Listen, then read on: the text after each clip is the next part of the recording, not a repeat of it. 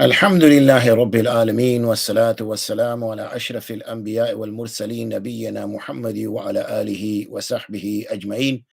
أما بعد, Assalamu alaikum wa rahmatullahi wa barakatuh, and welcome to our Fiqh Hour on Monday, the 10th of June, which we are now well into Dhul Hijjah, and we are back in last session, really, I think, of our Hajj special. We are on, what are we on?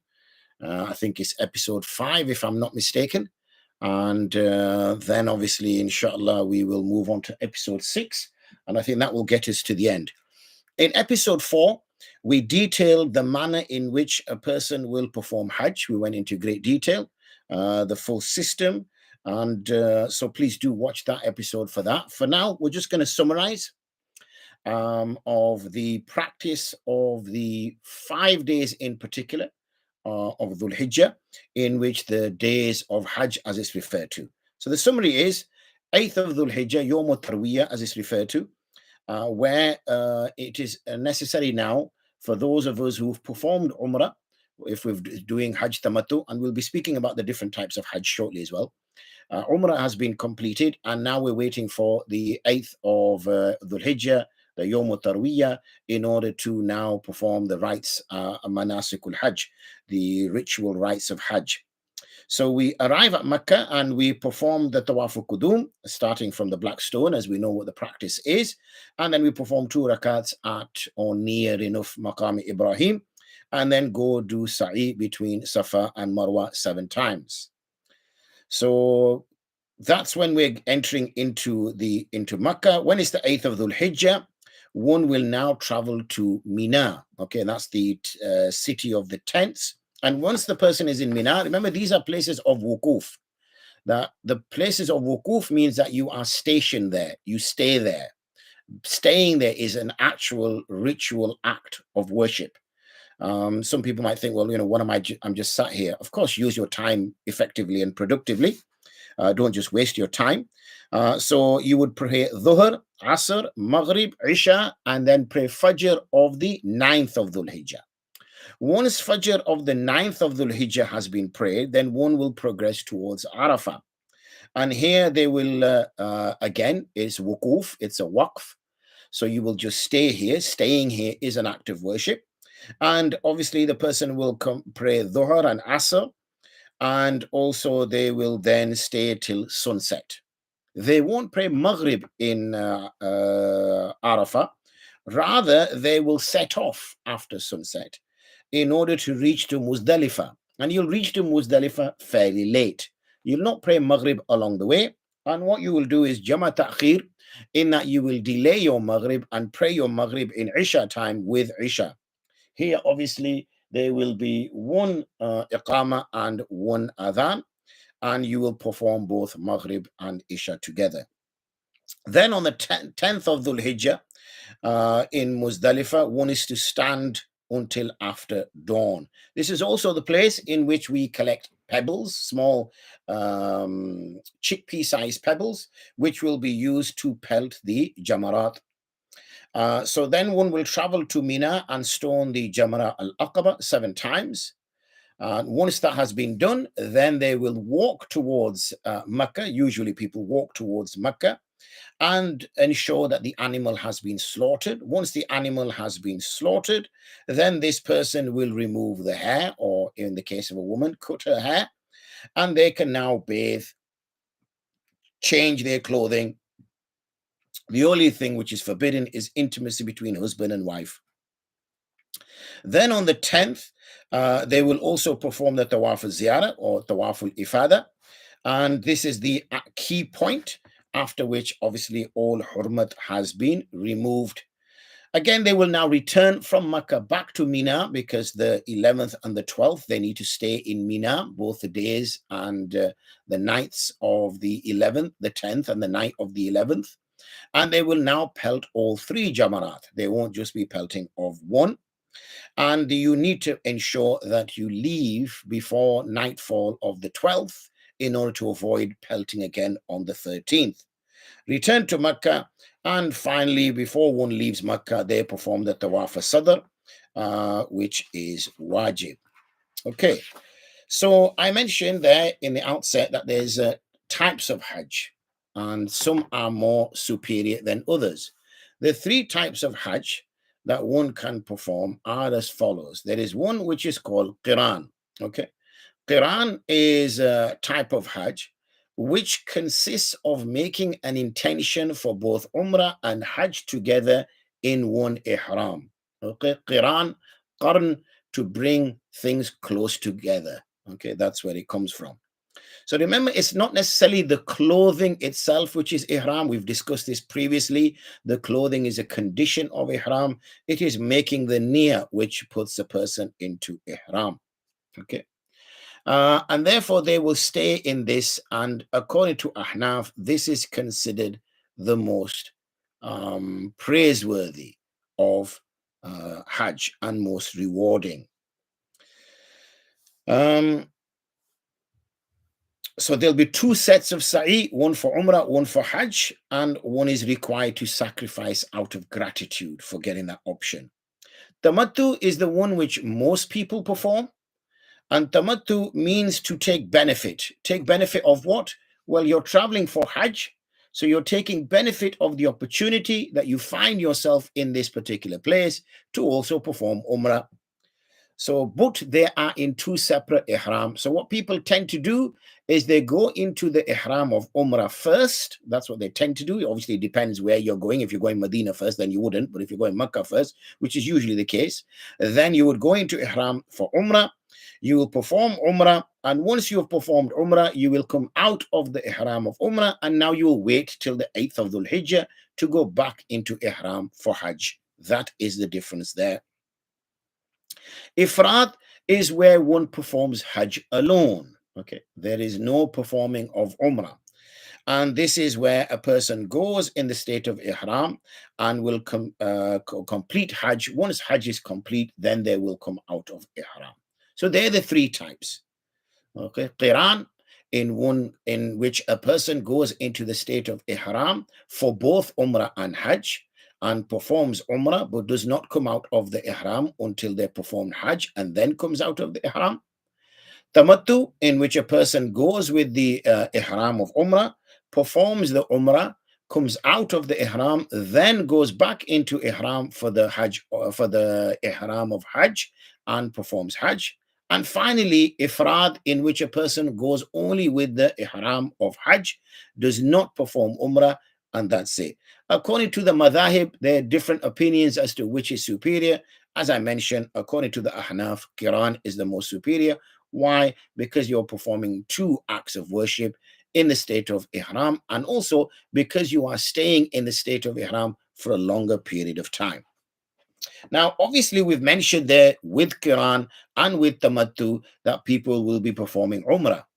So Umrah, sometimes referred to as the lesser pilgrimage, some in terms of as a referred to as a lesser pilgrimage, and Hajj is considered as the greater pilgrimage. So a person can obviously perform Umrah. It is said that it is an established sunnah mu'akkada. So at least once in a lifetime, somebody should at least perform Umrah. But if you are traveling for that to that part of the world, then it makes sense to perform Umrah there as well. Some scholars say that it is wajib to do at least once. So therefore, there is emphasis on there.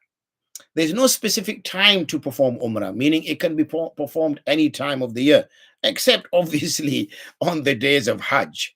Okay, so if you are there at the time of Yom Arafah, which is the 9th of Dhul Hijjah, then why would you be circumambulating the Kaaba when you should be at that time in the Maidan of Arafah?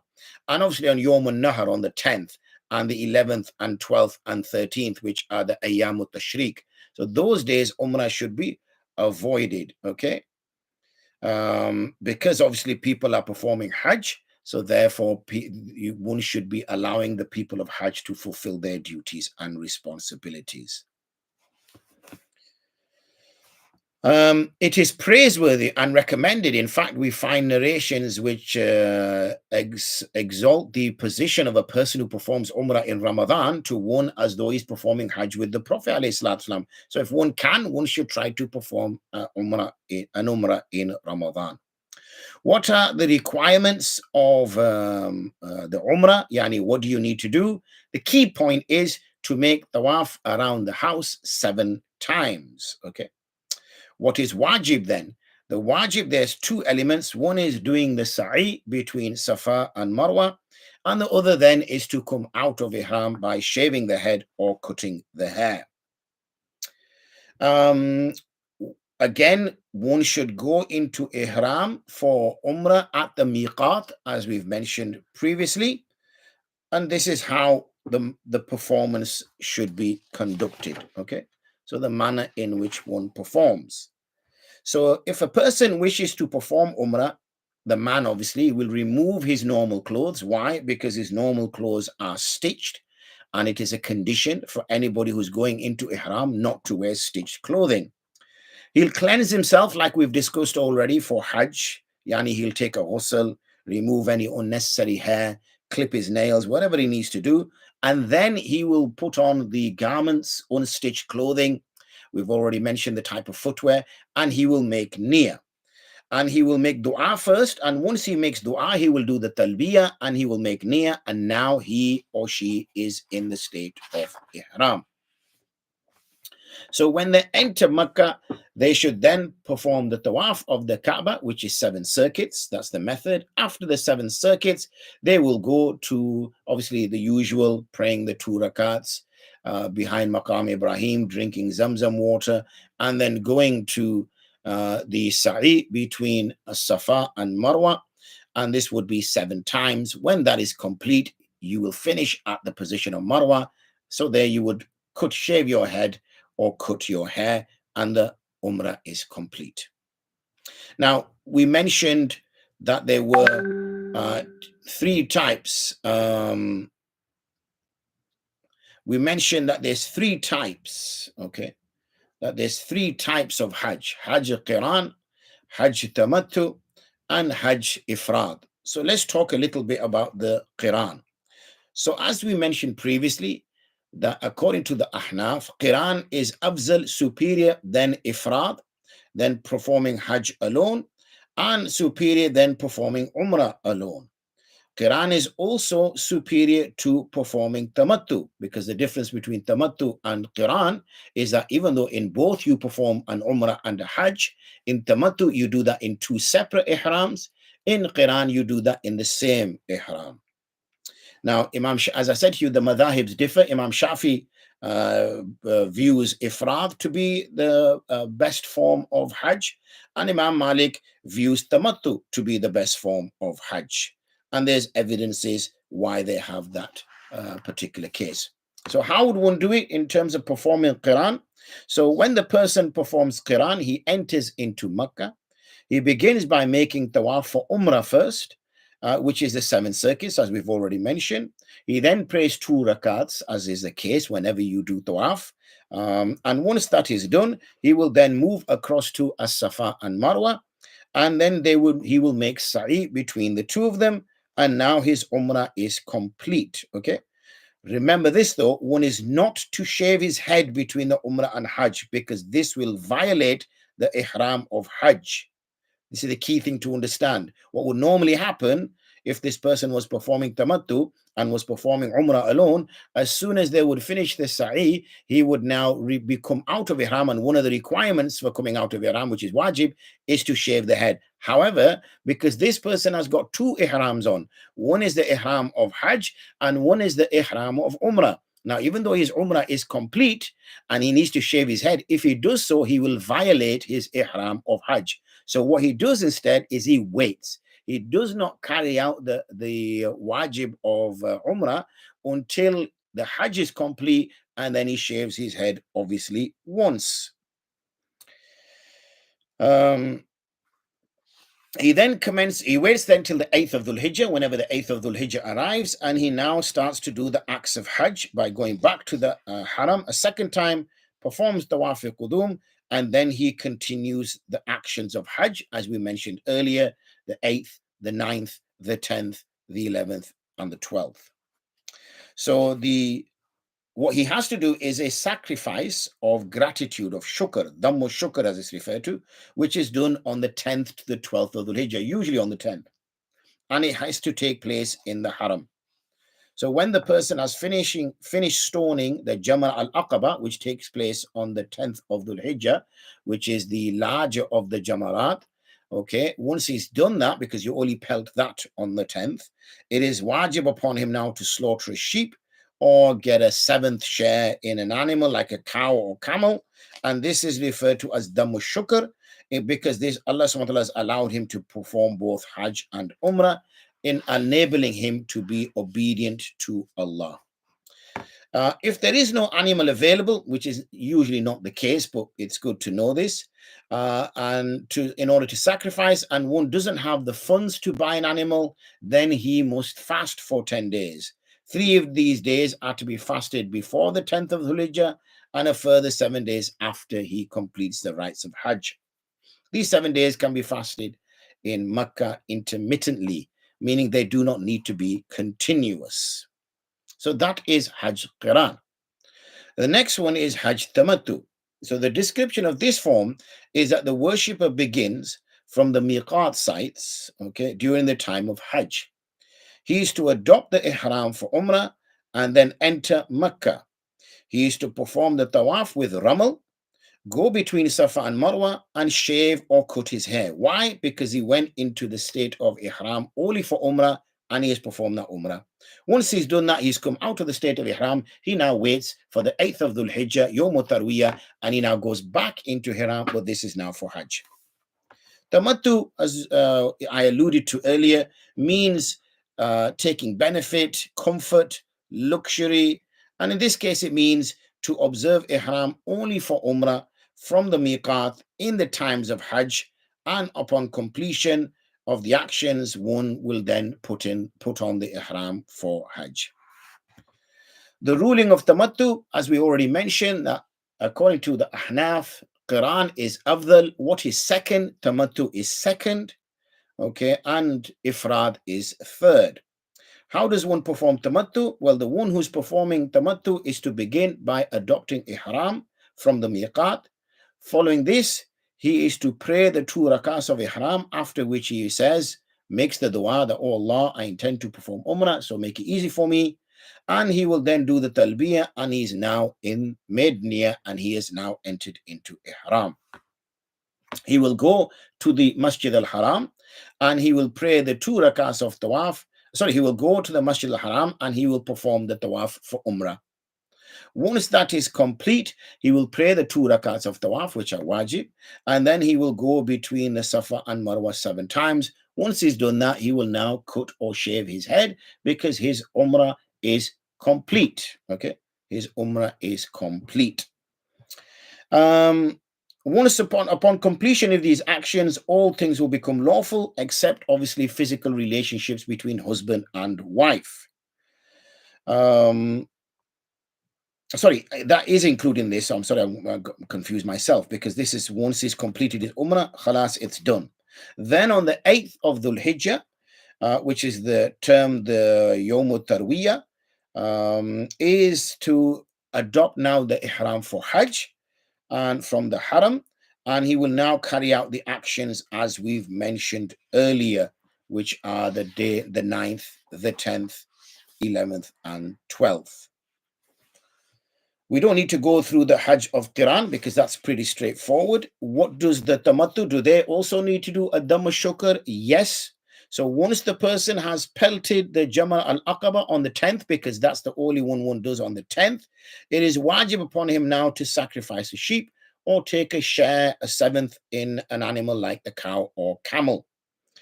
Again, if he does not sacrifice an animal for whatever reason, either because there's no animals accessible or he doesn't have the funds to purchase an animal, then he must fast 3 days before the 10th of Dhul Hijjah and 7 days upon his return, like it was with Qiran.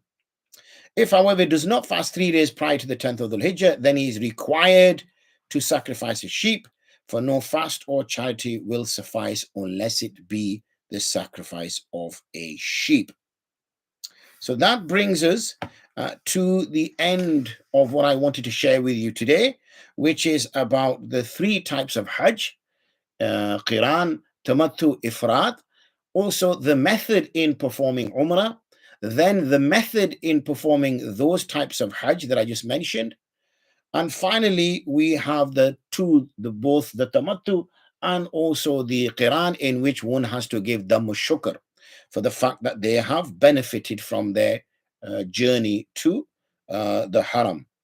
Next session, which will be episode 6, we're going to talk about the offenses. What are the offenses and what will need to be done to compensate for them? And finally, we'll just touch upon the visit to the Prophet ﷺ, and that will bring us to the end of our series on this Hajj special. I'm just going to check if any questions have come in via our Markaz al-Ifta wal-Qāḍī. Assalamu alaikum wa rahmatullahi wa barakatuh. Wa alaikum salam wa rahmatullahi wa barakatuh. Nice to hear from you. Alhamdulillah, all is well. Pray you are as well. I'm aware that if a woman is on her menses and then undertakes a Shari'i journey, she will not be classed as a musafir at the destination. She will pray all her full salah as a muqim at the destination where she's able to. But what if a woman is a musafir and then starts her menses and, for example, travels from Mecca to Medina when she is clean in Medina? Will she be still classified as musafir or muqim? Yes, it's an interesting mas'ala for that. So allow me just to refresh my memory before I answer that question, and I will get an answer for you, inshallah, by the next session, which is on Thursday, and hopefully that will suit. If that's going to be a problem, then let me know by just posting on the group that that's going to be too late, and then I will get you an answer sooner. But otherwise, inshallah, I will answer that on Thursday. Let me see if anything's come through on the ladies group. Nothing as yet. So alhamdulillah. And that's dealt with all those questions. So jazakumullah khairan. So join us again on Thursday, where we will have the final episode of the Hajj series, because then we'll be pretty much into the days of Hajj. We will still deal with some Q&A that will come in most likely over those days, probably after Eid then, because on Monday will be our Eid, inshallah. So we won't be having a session on Monday, and we'll see where we are on Thursday. So please do join us for episode 6 on Thursday. Jazakumullah khair wa akhiru da'wana and alhamdulillahi rabbil alameen. Assalamu alaikum wa rahmatullahi wa barakatuh.